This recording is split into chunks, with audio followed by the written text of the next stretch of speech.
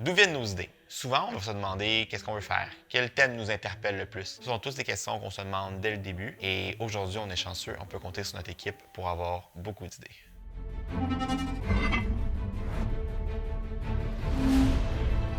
Les idées de jeux d'évasion viennent un peu de n'importe où.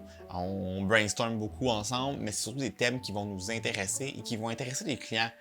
L'idée d'un jeu d'évasion, ça vient vraiment de tout ce qui nous entoure. Donc, on va s'inspirer de films, des émissions de télévision, des jeux vidéo, des endroits dans notre quotidien de tous les jours. Les clients nous inspirent beaucoup. On va aller chercher beaucoup les choses de l'imaginaire collectif.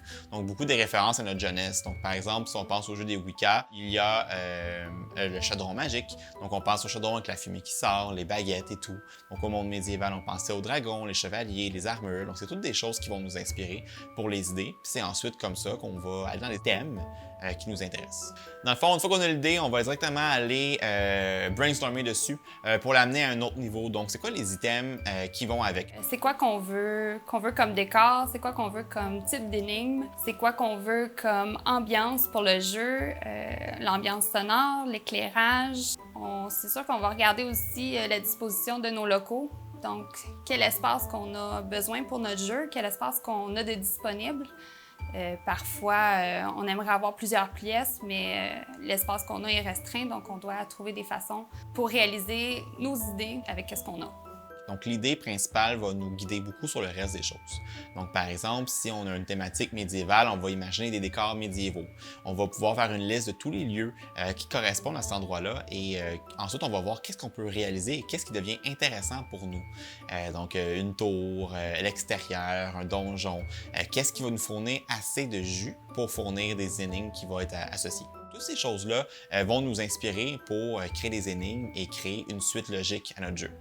Ce qui est vraiment le fun dans notre travail, c'est qu'on a beaucoup d'idées. Par contre, parfois, certaines idées sont moins réalisables que d'autres. Notre travail, c'est vraiment essayer de trouver comment on peut faire le plus possible en restant dans un budget qui est quand même raisonnable. Donc, des fois, on doit couper sur des idées vraiment fabuleuses, mais c'est sûr et certain qu'on essaie de faire le plus possible qu'on peut pour réaliser certaines énigmes qui sont très intéressantes et qu'on peut aussi des fois repenser pour abaisser le budget et le rendre plus facile à réaliser.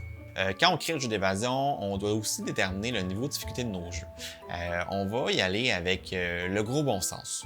Donc, on aime des jeux qui sont réussis. Les gens aiment réussir les jeux, c'est une belle satisfaction, mais on ne veut pas non plus que ce soit trop facile. Donc, ce qu'on doit faire, c'est qu'on doit créer des énigmes qui sont bien balancées. Donc, on va toujours partir du lieu et du thème dans lequel on est. On va voir les items qui sont à l'intérieur de celui-ci. Lorsqu'on a la liste des items, on peut ensuite créer des liens entre ceux-ci pour créer des énigmes. Donc, par exemple, si on est dans un monde dans une confiserie avec plein de cornets, alors on peut dire quelle sorte d'énigmes on peut faire avec des cornets. Est-ce que c'est avec des saveurs, des couleurs? Donc, c'est vraiment partant de la thématique qu'on va commencer à brainstormer les énigmes. Donc, des fois, on va essayer de penser à des énigmes backup. Donc, lorsqu'on pense à des énigmes backup, ça nous permet d'en ajouter lorsque le jeu est ouvert pour complexifier le jeu. On a aussi des fois la possibilité de retirer des énigmes lorsqu'on réalise que c'est trop difficile. Donc, c'est sûr que les périodes de test nous permettent de le faire, mais notre expérience en tant que joueur d'évasion nous aide beaucoup. Ensemble, on a fait beaucoup de jeux d'évasion et ça nous a permis de développer une expertise quand même intéressante à savoir combien de temps ça prend à faire un jeu dans un bon délai. Alors, lorsqu'on a une énigme, des fois, il va y avoir l'occasion où il va y avoir des canaux dans les jeux. Lorsqu'il y a des canaux dans les jeux, nous, on doit imaginer le code qui va dessus. C'est sûr qu'avec la technologie actuelle, on peut utiliser des items au lieu des codes. Donc, au lieu d'avoir un code 1, 2, 3, 4 à insérer dans un cadenas, c'est des chandelles ou c'est des objets qui doivent positionner pour ouvrir le tout. Donc, ça remplace un peu les codes actuellement. Un de nos plus gros défis quand on crée des énigmes, c'est vraiment d'avoir des énigmes intéressantes pour le joueur. On ne veut pas que le joueur se sente en train de faire quelque chose qui ne correspond pas au jeu auquel il fait. Donc, si on le met dans un monde magique de sorcières, il doit faire des énigmes qui correspondent à cet univers-là. Donc, il va y avoir vraiment une suite logique de choses au plus possible. C'est sûr que parfois, il y a des énigmes qui sont un peu plus pour occuper les gens, mais principalement, on va avoir des énigmes très immersives. Donc, comment on fait pour avoir une énigme intéressante et stimulante pour le joueur? C'est lorsqu'on va prendre vraiment la thématique et les items qui sont dans le jeu pour créer cette énigme-là, au lieu de greffer des énigmes déjà préfaites dans un jeu. Il ne faut pas qu'on ait l'impression que l'énigme est plus dans n'importe quel thème.